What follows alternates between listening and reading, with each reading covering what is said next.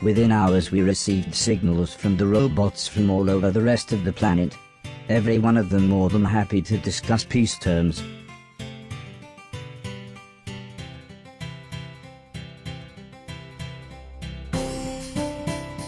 I think this was the happiest time of my life.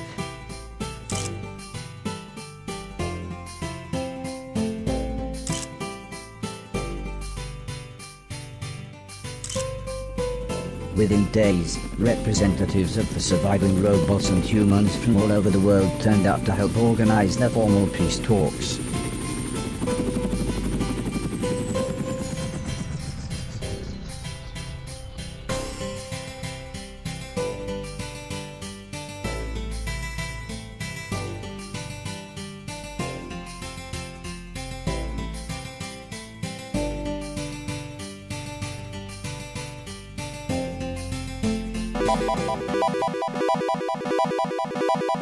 "So, you have achieved peace," said the man in black.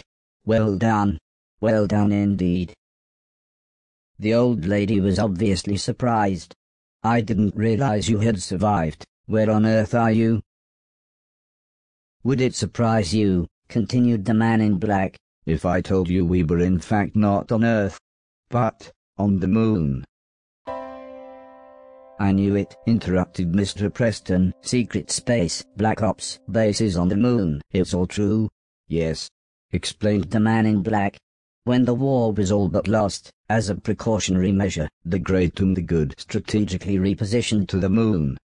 "And now we've saved the day," interrupted Heather. "You want to come back and take all the glory?" No, not at all, young lady. We would like you all to join us on the moon. We'll send a shuttle. That way you can help us plan a new renaissance for the planet."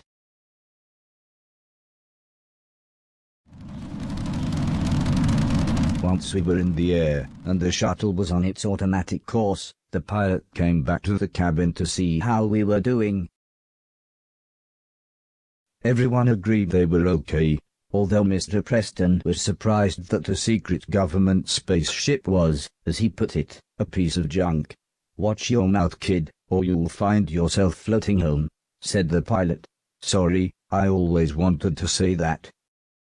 Suddenly his expression changed as he was interrupted by a loud alarm. "Everyone buckle up," he shouted as he ran back to the cockpit. "A fuel line has ruptured. Things are going to get a bit hairy." Alice was deep in prayer, while Sim tried to explain the crash position to Heather, the old lady and everyone else. Not that Mr. Logan was listening as he jumped to his feet and attempted to extinguish a fire with his jacket.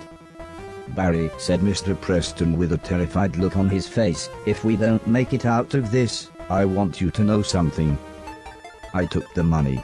Mr. Silton looked incredibly angry as Mr. Preston went on to explain how he had double-crossed their associates and taken the money from the post office robbery.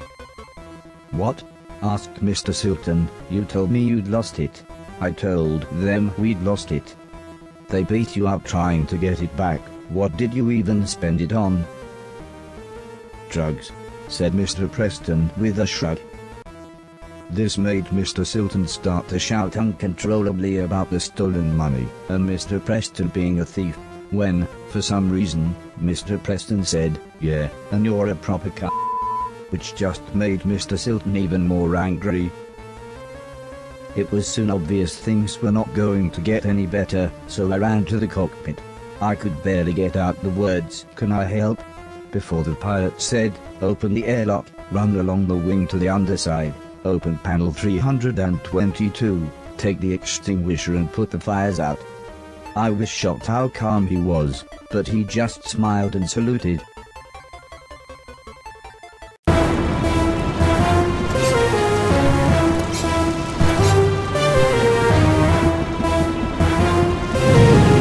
I can see my house from up here.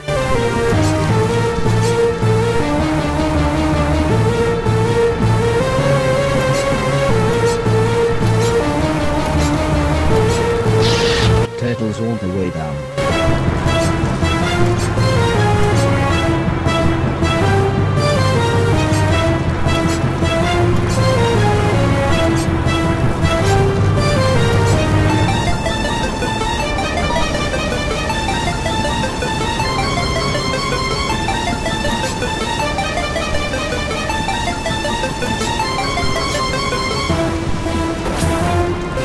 is not an option.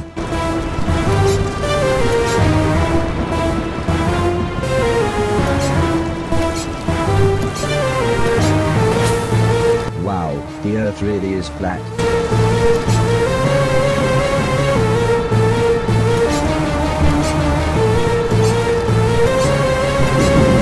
There's some petunias and a whale over there. This isn't even the hard bit.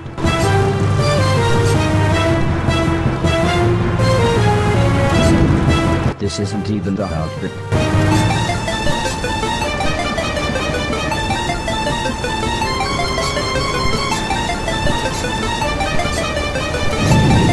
Come on, get it together.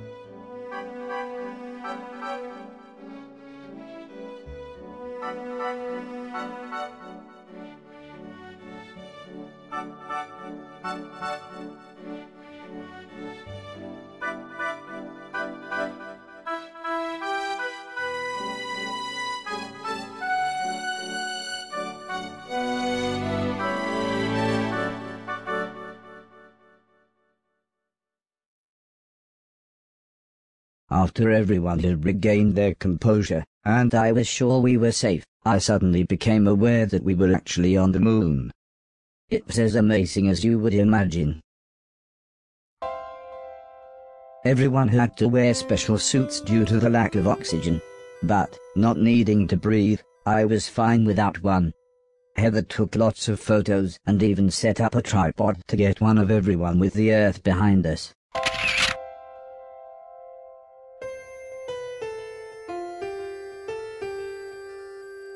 Soon though, the pilot explained that we had crashed just outside of the base, and, as his radio was damaged, we would have to find our own way inside.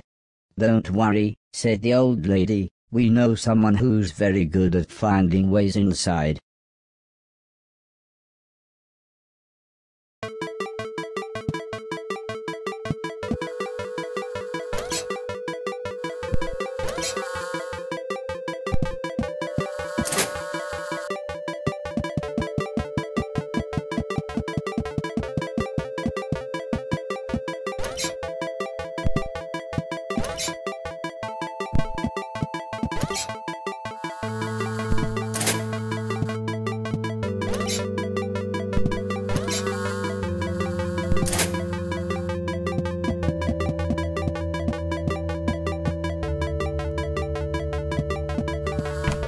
I don't know why, but for some reason, whilst I was inside these vents, my shoes refused to stick to anything.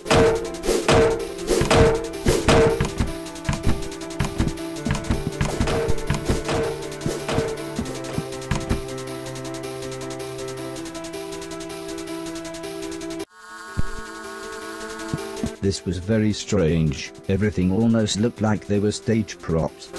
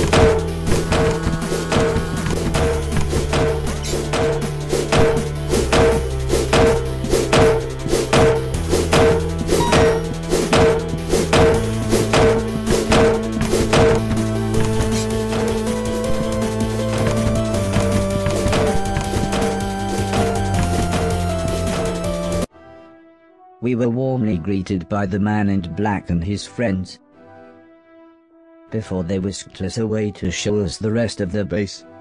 Although the buildings were clearly for military use, we walked through huge hallways and galleries. They really were the types of rooms you would expect to see in a 5-star hotel or a beautiful palace. "I'm sorry your husband couldn't be here," said the man in black. "Yes," said the old lady with a smile, "I'm sure he would have enjoyed the adventure." Heather and Preston were just excited to be on the moon. But the scientists were confused as to why we were invited. "Yes, why are we here?" said the French doctor. "Surely it wasn't merely to see your extravagant moon base." The man in black explained that once the war had escalated, he and his associates had tactically relocated to the moon. "What associates? You and your billionaire mates," said Mr. Preston. "See, I told you, the Black Knight satellite, moon bases, JFK, it's all true." But Mr. Silton called him a and told him to f off. "Well, if you're going to keep a civilization alive, it's going to need its leaders," said the man in black. "Come now, let me show you some more."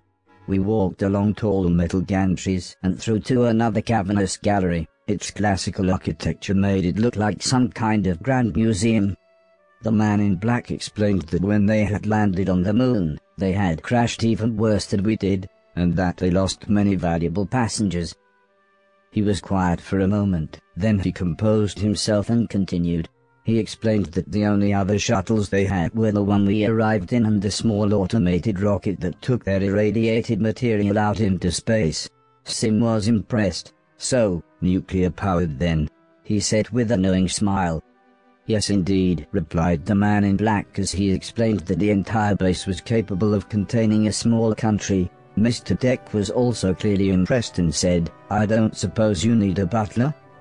"Well, we used to have servant robots," said the man in black as he turned to me. He explained that. Now, I was the only robot on the moon after they had all the others removed. "Come now," he said with a smile. "You must all be tired. Let me show you to your rooms."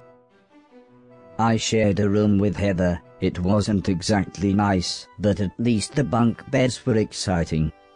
Heather had fallen asleep by the time I'd looked around. After all, just like the man in black had said, we were all very tired.